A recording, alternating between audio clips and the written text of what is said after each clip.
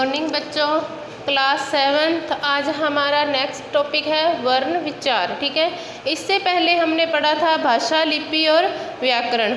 ठीक है, उसमें व्याकरण में हमने पढ़ा था कि व्याकरण वह शास्त्र है जिसके द्वारा हम शुद्ध रूप से लिखना पढ़ना सीखते हैं। फिर भी हमने पढ़े थे व्याकरण के अंग कि व्याकरण के कौन कौन से अंग होते हैं। तो सबसे पहले था वर्ण विचार, फिर था शब्द विचार, फिर था पद विचार और लास्ट में था वाक्य विचार। तो उसी में हम पढ़ेंगे कि वर्ण विचार। वर्ण विचार किसे कहते हैं? तो सबसे पहले हम जानेंगे वर्ण किसे कहते हैं। वर्ण भाषा की वह सबसे छोटी इकाई है जिसके टुकड़े नहीं किए जा सकते। ठीक है, हम मुख से कुछ भी बोलते हैं तो हमारे मुख से एक ध्वनि निकलती है, आवाज़ निकलती है, जिसे हम क्या कहते हैं? ध्वनि कहते हैं। जो मुख से आवाज़ निकलेगी उसे ध्वनि कहेंगे। ठीक है, फिर उसी ध्वनि को हम जब लिख देंगे तो वो क्या कहलाएगा? वो कहलाएंगे वर्ण। तो वर्ण की परिभाषा क्या होगी?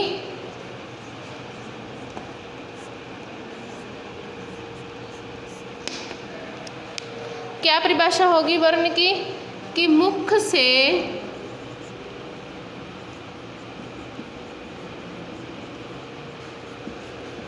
निकली हुई ध्वनि का लिखित रूप ही वर्ण है। ठीक है, हमारे मुख से जो भी ध्वनि यानी आवाज़ निकलती है, हम जो भी बोलते हैं, मुख से कुछ भी उच्चारण करते हैं, उसका लिखित रूप यानी उसको लिख देना ही क्या कहलाता है? वर्ण कहलाता है। वर्ण है जो वो भाषा की सबसे छोटी इकाई है। ठीक है, सबसे छोटी इकाई है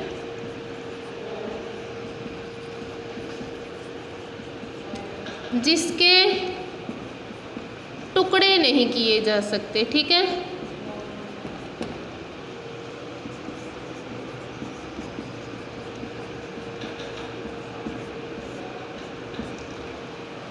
वर्ण है भाषा की सबसे छोटी इकाई है जिसके टुकड़े नहीं किए जा सकते। अब इस बात को समझो, जैसे मैंने यहाँ लिखा राम, तो राम क्या है? वर्ण है? नहीं, यह एक शब्द है। दो वर्णों के मेल से बना हुआ राम क्या है? शब्द है। अब इसके टुकड़े करेंगे तो रे में आ मिला हुआ है, मैं में ए मिला हुआ है। ठीक है, रे में आ की आवाज़ आ रही है, रा तो आ मिला हुआ है, माँ आ की आवाज़ आ रही है तो मैं में ए मिला हुआ है। ठीक है, ये जो रूप है यही क्या है? हमारा वर्ण कहलाता है। ठीक है, शब्दों को तोड़ने के बाद जो रूप निकलता है वो वर्ण होता है। इन्हीं वर्णों के मेल से शब्द बनते हैं। तो पहले वर्ण आते हैं, बाद में शब्द आते हैं। ठीक है, वर्णों के मेल से क्या बनते हैं? शब्द बनते हैं। तो अब क्या हुआ? वर्ण जो है हमारी भाषा की सबसे छोटी इकाई होगी। अब जब इसको हम मुख से बोलते हैं, र आ म अ ऐसे बोलेंगे तो ये क्या होगा? ध्वनि होगा, ध्वनि का रूप है। अब हमने इसको लिख दिया टुकड़ों के रूप में, तो ये क्या है? ये है वर्ण। ठीक है, अब बात करते हैं वर्णमाला।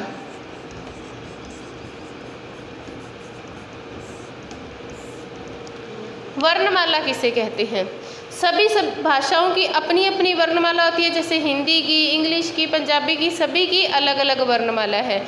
इन वर्णों को व्यवस्थित समूह में रखना ही क्या कहलाता है? वर्णमाला कहलाता है। कैसे? जैसे कि हमने क लिखा, क के बाद ख आएगा, ख के बाद ग आएगा, घ के बाद घ आएगा, यही आएगा। फिर च वाली लाइन में भी क्रम से आएंगे।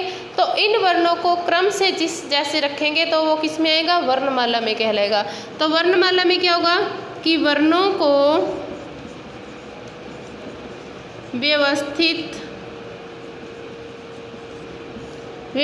यानी क्रम, मतलब एक के बाद एक रखना। ठीक है, समूह में रखना, एक के बाद एक। ठीक है, वर्णों को व्यवस्थित क्रम यानी जिस क्रम में वो लिखे जाते हैं उसी क्रम में रखना। वर्णों को व्यवस्थित क्रम में लिखना या वर्णों के समूह को ही वर्णमाला कहते हैं। ठीक है। जब सभी वर्णों का समूह हो जाएगा, मेल बन जाएगा एक, उसे क्या कहेंगे? वर्णमाला कहलाएंगे। अब वर्णमाला के कितने भेद होते हैं? हिंदी की वर्णमाला के 2 भेद होते हैं। कौन कौन से? नंबर 1 है स्वर और नंबर 2 है व्यंजन। ठीक है। हिंदी वर्णमाला के 2 भेद होते हैं, स्वर और व्यंजन। ठीक है। स्वर कितने होते हैं आपको पता है, छोटी क्लास से पढ़ते आए हो 11, और व्यंजन कितने होते हैं? 33, ये भी पता है। ठीक है। अब हम स्वरों के बारे में जानेंगे।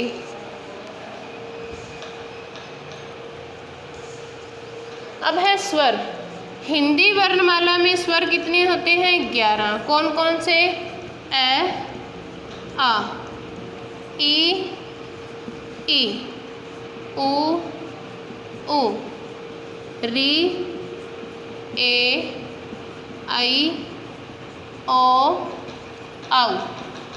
ये हमारे क्या हुए? 11 स्वर हुए। हिंदी वर्णमाला में कितने स्वर हैं? स्वर। स्वर की परिभाषा क्या होती है कि जब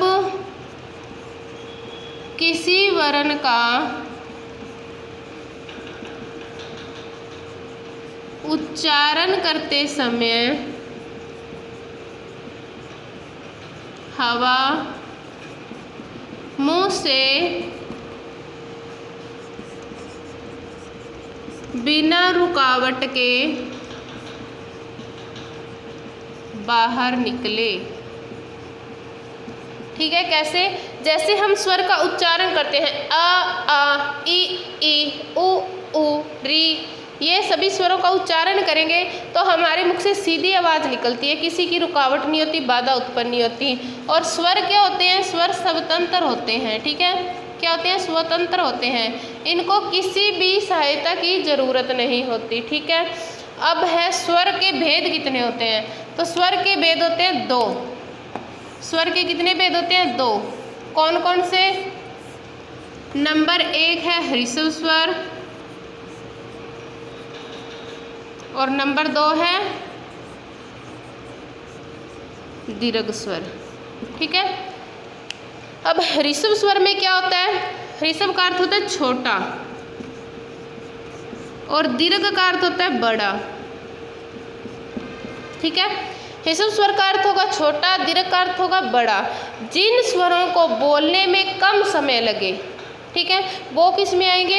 ह्रस्व स्वर में आएंगे। और जिन स्वरों का उच्चारण करते समय थोड़ा ज़्यादा समय लगे, टाइम लगे, वो किस में आएंगे? दीर्घ स्वर में आएंगे। ठीक है। तो नंबर 1 है ह्रस्व स्वर।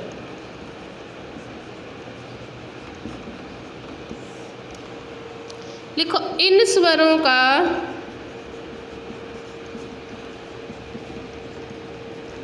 उच्चारण करते समय कम लगता है।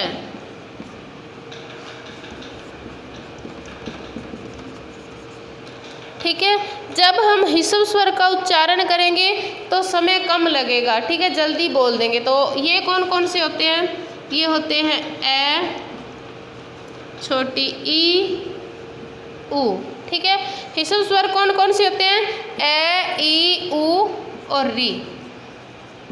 ये 4 क्या होंगे? हमारे ह्रस्व स्वर होंगे, छोटे स्वर होंगे। ठीक है। कौन कौन से? ए, ई, उ और री। ये क्या होंगे? दीर्घ स्वर, और ये सॉरी ह्रस्व स्वर। ठीक है। अब 4 तो हमने निकाल दिए कि ये ह्रस्व स्वर है, ये छोटे स्वर है। उसके बाद 11 में से 4 निकाले, कितने बचे? 7। तो 7 क्या आएंगे? दीर्घ स्वर आएंगे। ठीक है। नंबर 2 दीर्घ स्वर। इन स्वरों का उच्चारण करते समय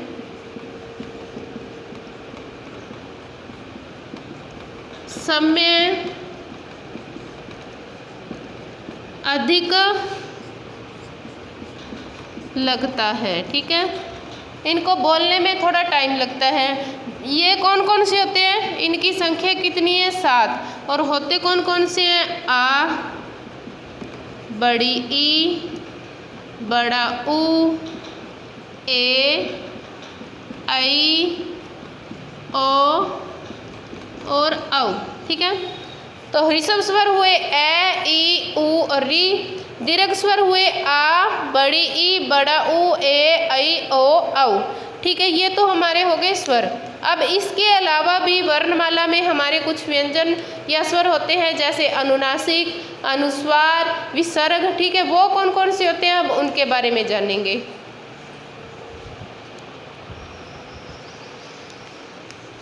तो अब है अनुस्वार, कि अनुस्वार किसे कहते हैं। अनुस्वार का उच्चारण करते समय वायु हमारे सिर्फ नाक से निकलती है, यानी जब हम इन स्वरों का उच्चारण करते हैं तो हम नाक में बोलते हैं, हमारे नाक से आवाज़ आती है। ठीक है, तो इसकी क्या परिभाषा होगी। अनुस्वार का उच्चारण यानी बोलना, अनुस्वार का उच्चारण करते समय वायु नाक से निकलती है। या इसको ऐसे भी समझ सकते हैं कि हम जब ये बोलते हैं, अनुस्वार बोलते समय आवाज़ क्या है, नाक से आती है। ठीक है,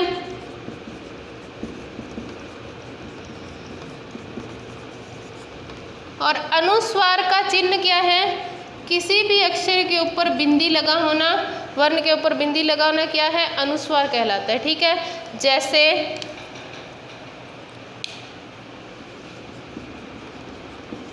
जैसे मैंने बोला कंचन, तो ये बिंदी है, ये क्या है, अनुस्वार है। तो उच्चारण करें कं, नाक से आवाज आ रही है ना, कंचन। ठीक है, कंचन। जैसे मैंने बोला पंखा, तो नाक से आवाज है पंग। ठीक है, तो अनुस्वार का उच्चारण करते समय जो आवाज़ है हमारे नाक से आती है। ठीक है, आगे है अनुनासिक।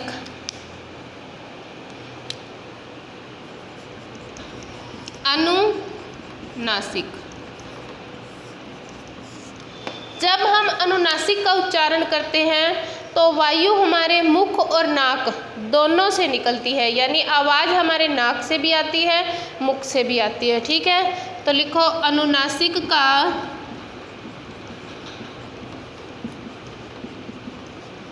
उच्चारण करते समय वायु नाक व मुख दोनों से निकलती है। ठीक है, अनुस्वार में क्या था, सिर्फ नाक से आवाज़ आ रही थी। अनुनासिक में हमारे मुख और नाक दोनों से आएगी। जैसे हमने लिखा आंगन, तो नाक और मुख दोनों से आवाज़ आ रही है। हमने लिखा चांद, अनुनासिक का चिन्ह क्या होता है, ये चंद्र बिंदु वाला, जो हम बोलते हैं ना कि चंद्र बिंदु की मात्रा लगी है, तो ये क्या होते हैं, ये होते हैं अनुनासिक। ठीक है, फिर है विसर्ग। विसर्ग का यूज कब करते हैं,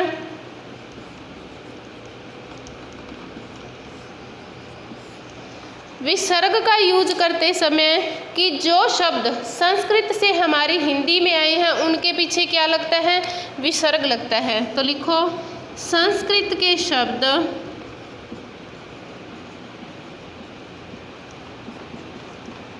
जिनको हिंदी में प्रयोग में